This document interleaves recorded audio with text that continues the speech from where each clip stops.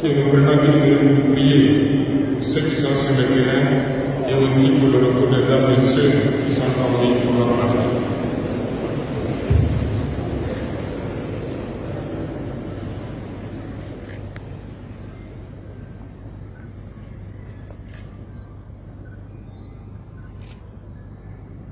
Je vous remercie.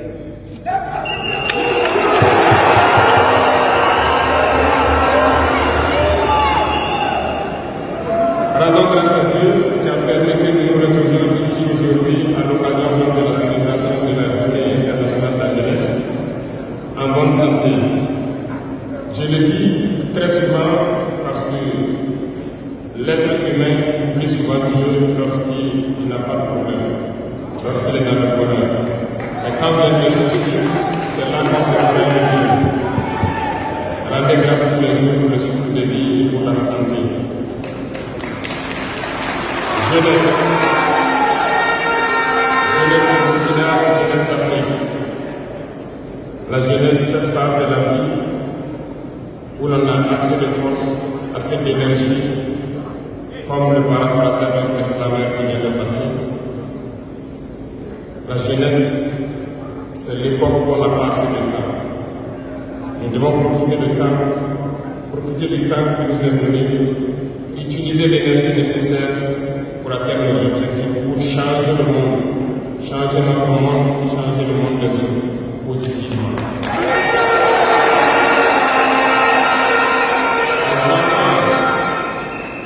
Les enfants souhaitent grandir pour être jeunes. Les personnes âgées souhaitent redevenir jeunes. Tout le monde veut être jeune. La jeunesse est une bénédiction. Alors profitez de la jeunesse pour faire œuvre utile. Voilà pourquoi quand je vois dans le thème choisi, les deux premiers mots nous interpellent. Intégration, sécurité. L'Afrique fait face à de nombreux défis. Et on doit se poser des questions. La jeunesse est-elle un atout ou un handicap pour le développement des nations? La réponse est simple et sans équivoque. Et vous la savez. Les pays développés ont pour la plupart une population vieillissante.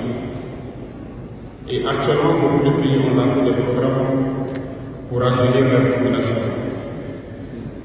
L'Afrique a cette chance d'avoir une population très jeune. Mais pourquoi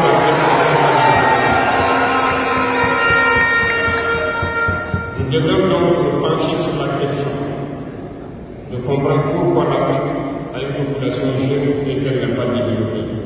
Et que les pays qui se disent développés cherchent donc à rajeunir leur population. Il faut que nous arrivions donc à transformer notre jeunesse en un véritable atout et un moteur de développement pour notre continent.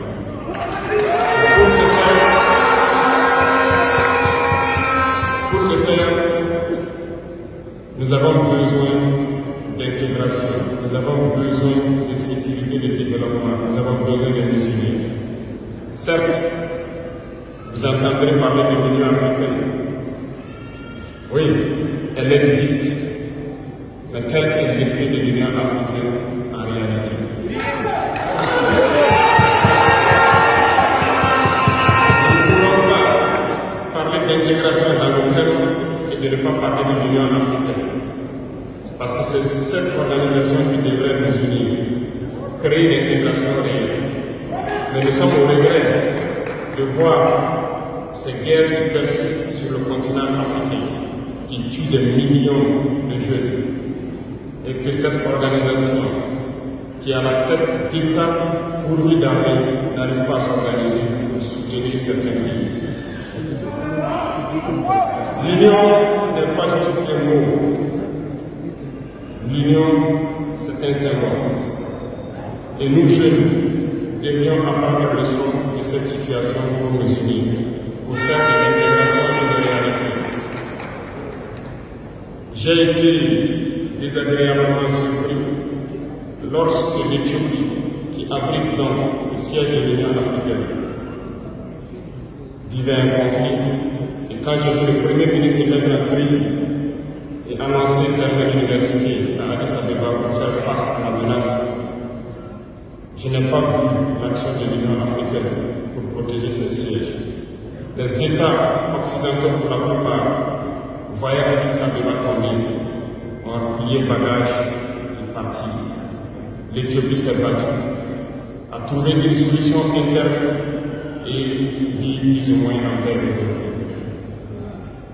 Les enfants du Congo meurent depuis des années. Plusieurs autres conflits tels le Soudan existent sur le continent.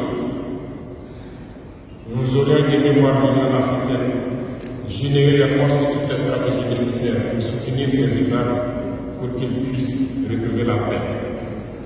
Nous ne viendrons pas parler de nous ici au Sahel. Depuis près de 10 ans, le Sahel est le théâtre du terrorisme international. Mais nous ne voyons aucun soutien de ces organisations pour trouver une solution à ce problème.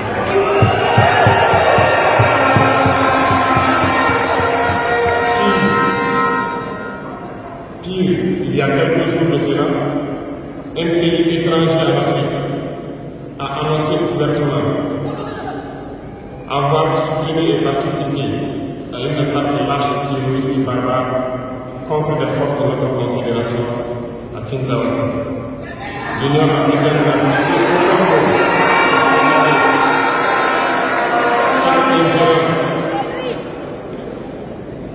L'Union africaine n'a pris aucun mot pour condamner cette ingérence d'un État extérieur à l'Afrique dans les affaires internes de nos États. Et ce coup de gueule, je souhaiterais qu'ils l'entendent et qu'ils sortent donc de leur silence et poser des actes pour que la jeunesse puisse croire en l'Union africaine.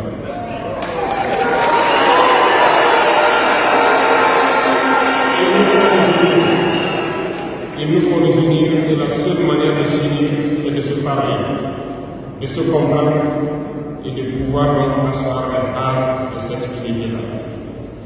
Et jeunes, laissez-moi vous dire que pour s'unir, il y a 3 mots, 3 grands vices qu'il faut bannir de nos comportements et de notre vie. Je parle de la lâcheté, la traîtrise et l'incompétence.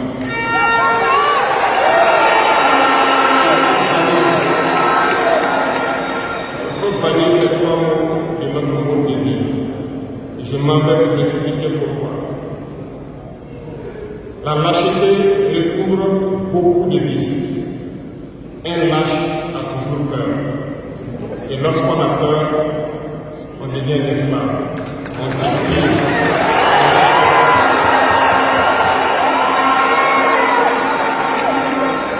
Nos ancêtres n'ont pas été lâches. Et si nous sommes lâches, nos enfants vont nous poser des questions. Imaginez qu'au Burkina, nous refusions de nous parler et nous acceptons de nous soumettre, de vivre l'esclavage. Demain, nos enfants grandiront et se poseront des questions.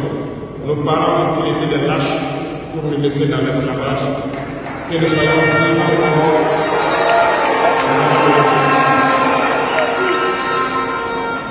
le lâche a peur. Et les impérialistes ont compris qu'ils essaient de faire peur aux leaders pour que vous soyez des lâches. Parce que quand vous êtes un lâche, tous les autres vices peuvent naître. On fait tout pour que nous ayons peur. Ils viennent dans nos palais, ils nous menacent directement ou des menaces froides. Bien sûr, nous répondons comme il le faut. Ils essaient de nous faire comprendre. Ils prennent chaque fois des exemples. Ils nous diront, vous savez, Thomas Sankara a essayé de faire comme ça, mais il est où? Il est mort. Le président a essayé de faire comme ça. Kadhafi a essayé comme ça, il est où? Il est mort. Voilà les propos qu'on tire de manière froide pour nous faire peur.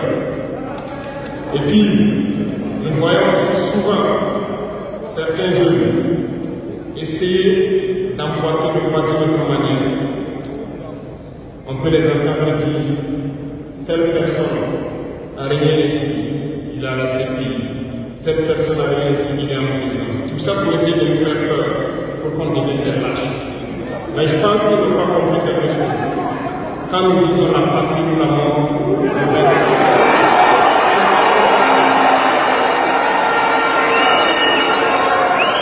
ce n'est pas une phrase, ça a tout son sens. Nous n'avons pas peur et nous n'aurons jamais peur.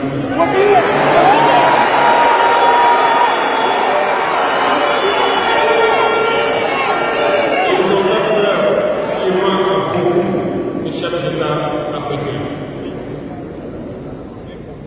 Vous voyez, souvent quand on s'exprime, ou lorsqu'on a l'occasion d'être dans certaines situations à l'extérieur, nous tenons souvent des propos pour interpeller les chefs d'État africains, pour qu'on se réveille, prendre soin de notre jeunesse, pour pouvoir amorcer notre développement.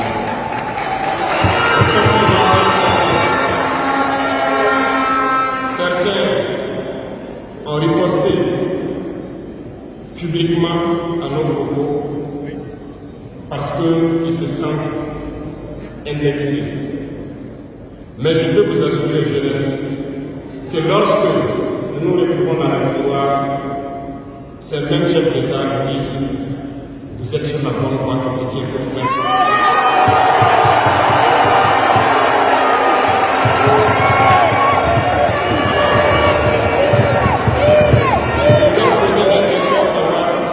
Pourquoi vous ne faites pas comme nous? Pourquoi vous ne nous accompagnez pas? Certains nous disent qu'ils ont les bénis, certains nous disent qu'ils ne peuvent pas. Chers aînés, chefs d'État africains, du haut de cette tribune, je souhaiterais dire que les peuples africains sont les peuples les plus pacifiques. Lorsque vous reconnaissez un tort, il faut le dire au peuple. Que nous n'ayons pas peur de le sortir et dire au peuple. Nous nous excusons, nous avons été compromis, nous avons été bien mal acquis, on nous a compromis par plusieurs choses et que nous demandons pardon et nous revenons sur la bonne voie.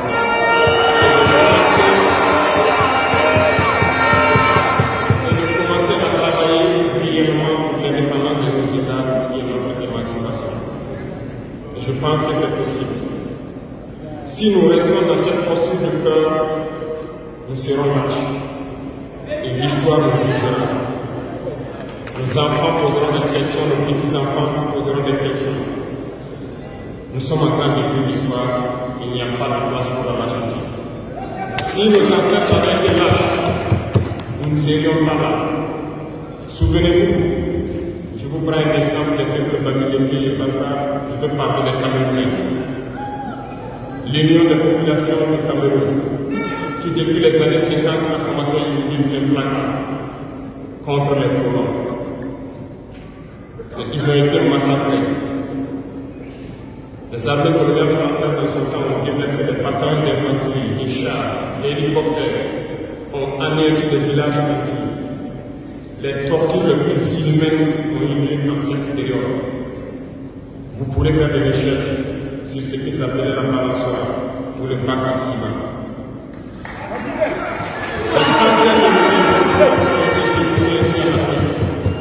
Parce qu'ils ont osé demander aux colons de quitter leur terre. Ça a abouti à une guerre civile qui a duré plusieurs années. C'est pour dire que des gens ont osé, ont affronté à même les impérialistes pour que nous soyons là. Il n'y a pas de raison que nous ne puissions pas affronter les impérialistes pour que nos générations à venir puissent vivre.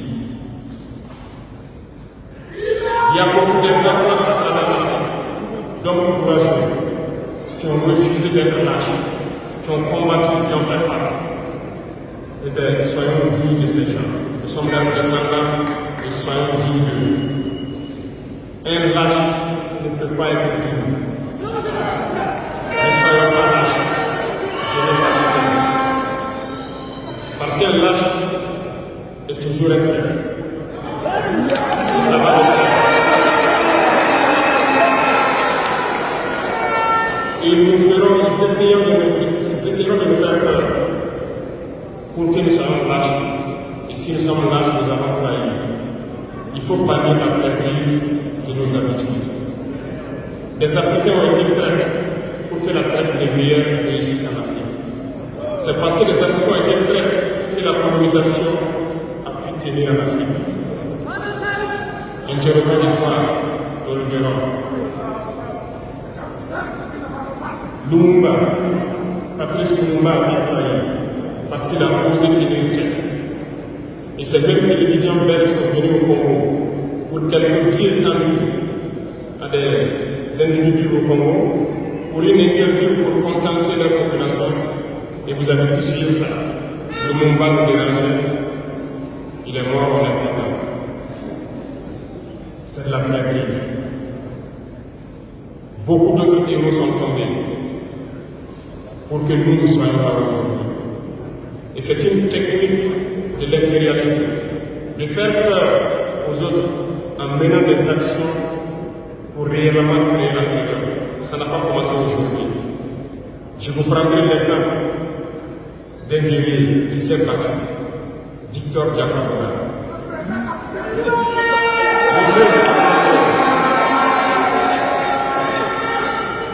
Il est issu d'une famille de chefs, pas de la chefferie donnée par le pouvoir.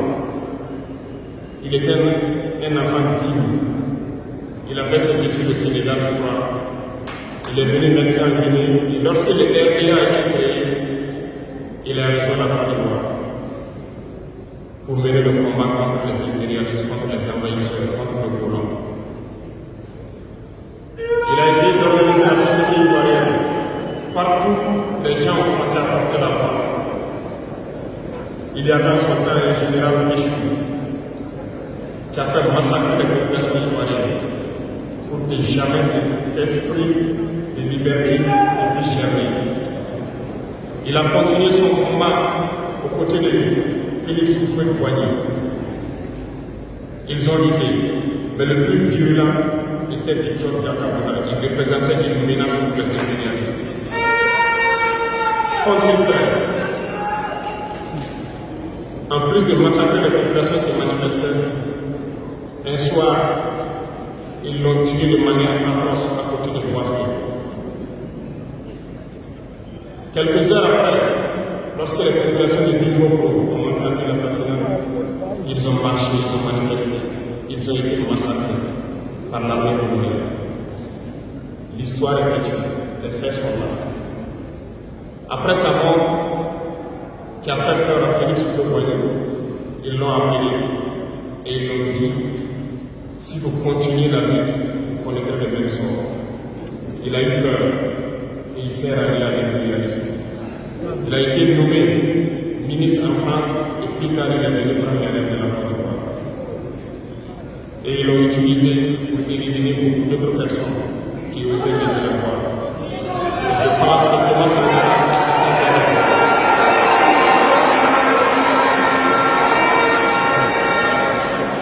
Si vous avez peur, vous serez lâche et vous serez prêt. N'ayez jamais peur.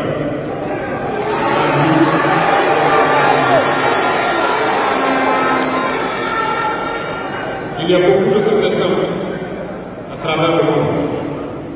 Et il y a ces phénomènes qu'ils ont aussi utilisés depuis belle lurette et qu'ils continuent d'utiliser. Voyez-vous, certains individus, par exemple, se sont retrouvés dans d'autres pays et créé soi-disant un gouvernement parallèle au gouvernement du Mali. Vous avez entendu cette histoire. Ce n'est qu'une technique qui a existé dans le temps. Je vais vous prendre l'exemple de Ahmed Chalami, l'Irak. Ce professeur de mathématiques qui a même été dans le gouvernement irakien a été récupéré par les impérialistes et il a formé ce semblant de gouvernement parallèle à l'Irak aux États-Unis. Et on l'a utilisé pour être dans le mouton de sacrifice. Parce que c'est à lui qu'on a dit de prononcer publiquement que Saddam Hussein développait des armes de destruction massive. Et il l'a fait. Ils l'ont utilisé. Et cette alibi a été utilisé pour tuer des millions d'enfants en Irak et détruire l'Irak. Et vous savez quel a été l'histoire de Chalami? Un soir, après une interview, dans l'interview, il disait même qu'il sais que la CIA est sur son dos. Quelques heures après, il a été retrouvé mort dans son lit, mort de crise cardiaque. Si vous trahissez, vous aurez des fins macabres. C'est ainsi. L'impérialisme n'a pas d'avenir. L'impérialisme vous utilise et quand il finit de vous utiliser, il fait de vous ce qu'il veut. Suivez mon regard, vous comprenez de quoi je parle.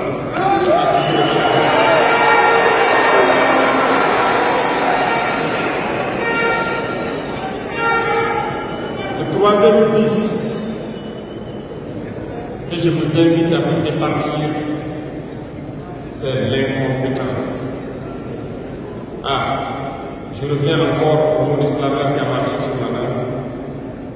L'incompétence, vous comprendrez de quoi il s'agit. L'incompétence est un phénomène très dangereux qu'ils ont utilisé pour détruire la société africaine. Dans nos administrations, il y a beaucoup d'incompétence. Reconnaissons-le. Les incompétents ont beaucoup de place à côté de l'impérialisme. Parce que les incompétents peuvent prendre le développement d'un pays. Les incompétents peuvent vous amener à douter de vous. Les incompétents aiment la facilité. Les incompétents aiment tout pour eux seuls. Les incompétents n'aiment pas ceux qui sont compétents. Ils n'aiment pas ceux qui ignorent, ceux qui cherchent. Les incompétents sont dangereux.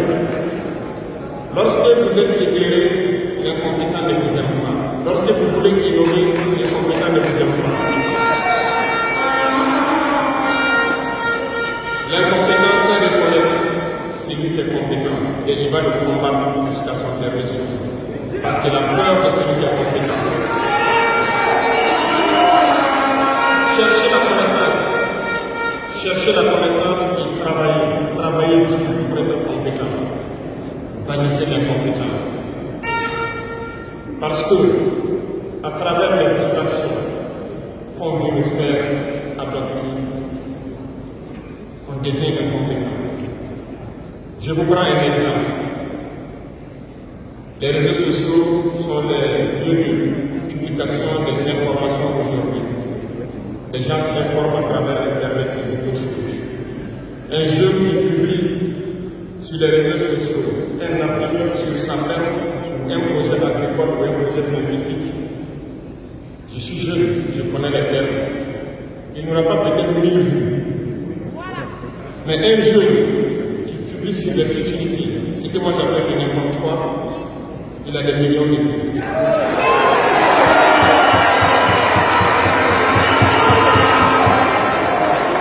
Justement, comme disait le jeune savant, on doit vous faire perdre du temps dans les futilités. Prenez conscience.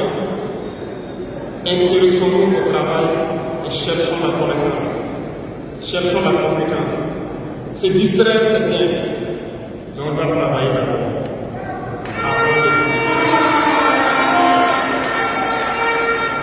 Cherchez la connaissance, sinon vous perdrez du temps à ne rien faire. Et la jeunesse, c'est l'époque, c'est la période où il faut exploiter son temps à bon escient. Les impérialistes savent. Voilà pourquoi ils vont multiplier tout ce qui est événement de distraction. Ils vont multiplier tout ce qui est événement qui peut vous détourner du travail pour que vous soyez des incompétents. Et en ce moment, quand vous êtes endormis, on choisit les incompétents pour diriger tout ce qui est structure importante. Et vous n'avez le choix que de vous plier. Ne soyons pas incompétents, cherchons la connaissance.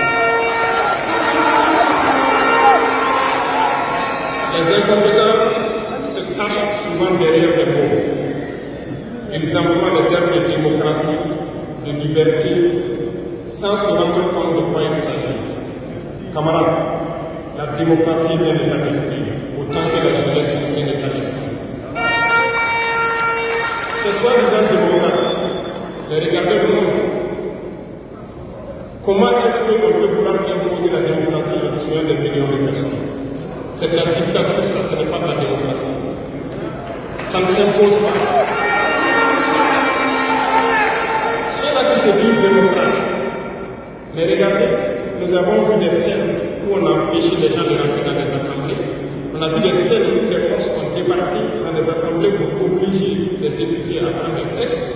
On a vu des scènes plus terribles que ça, où les gens tuent leurs manifestants, mais ils s'appellent démocrates et nous, on nous appelle donc des putschistes.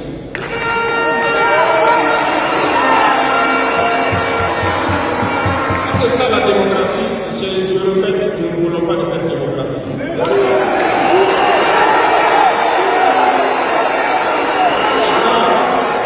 Vous voyez souvent les incompétents, ils ne cherchent pas à savoir quelle est la signification du mot démocratie en réalité. Ils s'accrochent juste à la définition qu'il y a donné l'impérialisme et ils se mettent à parler de démocratie sans réellement connaître le fondement. Ça, c'est de l'incompétence. Il faut chercher à connaître, avoir la connaissance, regarder le monde pour redéfinir la démocratie telle que nous le voulons en Afrique.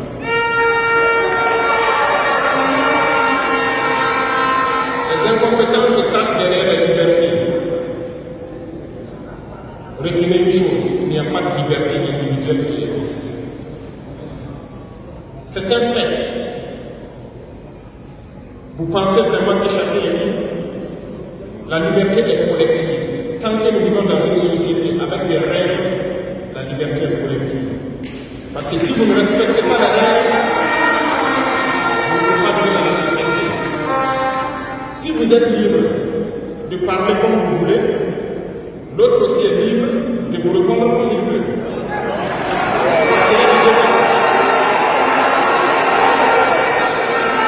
Si vous êtes libre de rouler dans la rue et de passer le feu rouge comme vous voulez, l'autre est libre de passer aussi et de vous cogner.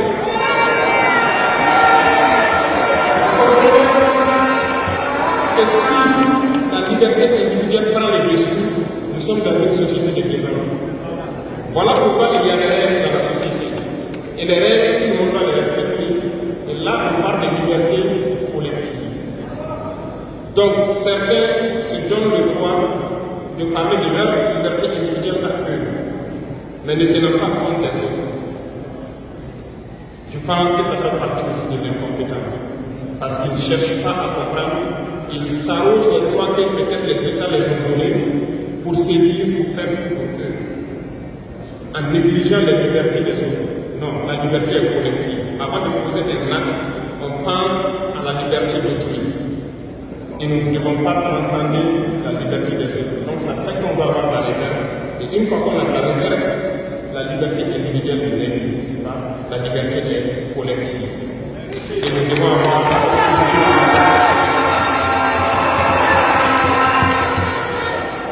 cherchons donc la connaissance, lisons, interrogeons l'histoire. Ne lisez pas l'histoire que eux ils ont écrit en leur faveur. Cherchez la connaissance à travers plusieurs sources et vous comprendrez dans l'histoire qui s'est battu pour l'Afrique, comment nous devons nous battre pour continuer cette lutte de nos dévanciers. Et je ne terminerai pas mon propos sans faire un coup de gueule encore au volet de la communication. Parce que comme je le dis, c'est l'arme fatale de l'impérialisme. Et vous, jeunes, vous devez tout faire pour savoir distinguer le vrai du faux. Nous continuerons à démonter les mensonges des médias impérialistes qui essaient de toujours créer des soucis en Afrique. Parce que ces médias, par leur bouche, ils peuvent vous rendre les rois demain. Par leur bouche, ils peuvent vous faire quitter de votre position de roi et vous rendre et bien de l'esclave demain. Faites attention. Je suivais une émission, malheureusement, il n'y a pas longtemps, burkinabé, où un jeune journaliste a sorti une phrase qui m'a laissé un peu perplexe. Il parlait de la Corée du Nord. Et le journaliste a dit, il meurt de faim en Corée du Nord. A-t-il pris le soin d'aller en Corée du Nord enquêter pour voir vraiment s'il meurt de faim? L'idée que les médias impérialistes ont vendu la Corée du Nord est plus développée que beaucoup de pays médias nous disent la Corée du Nord c'est la dictature, les gens meurent de faim, ils sont pauvres, ils n'ont rien, on prend ça ainsi. Mais la Corée du Nord est une puissance nucléaire, comment est-ce qu'ils ont fait?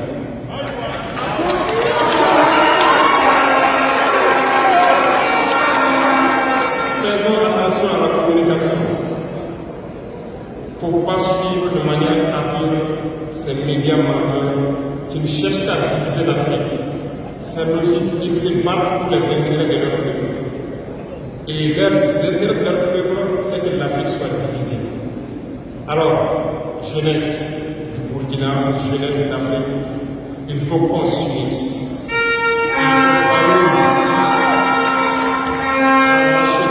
Il faut bannir l'incompétence, il faut bannir la traîtrise de tous les vices de la société.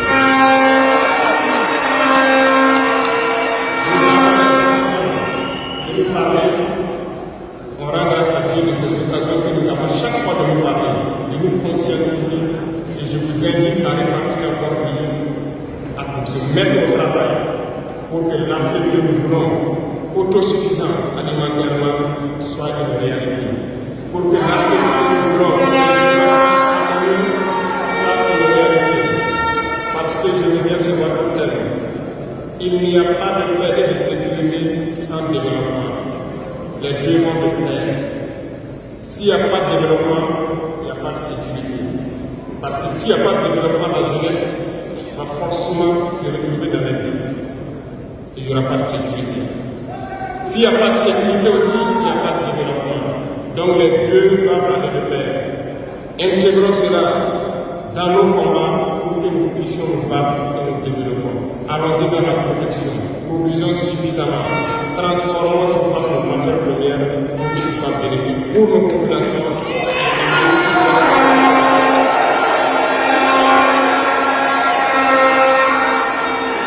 Je vous souhaite une très bonne journée de réflexion sur le thème choisi, également sur le rôle essentiel de la jeunesse dans ce combat. Bonne chance à tous. Que Dieu fasse en sorte que tous ceux qui ont fait les déplacements retournent en bonne santé chez eux et que nous puissions nous retrouver quand nous le souhaitons par la grâce de Dieu. La patrie pour l'amour.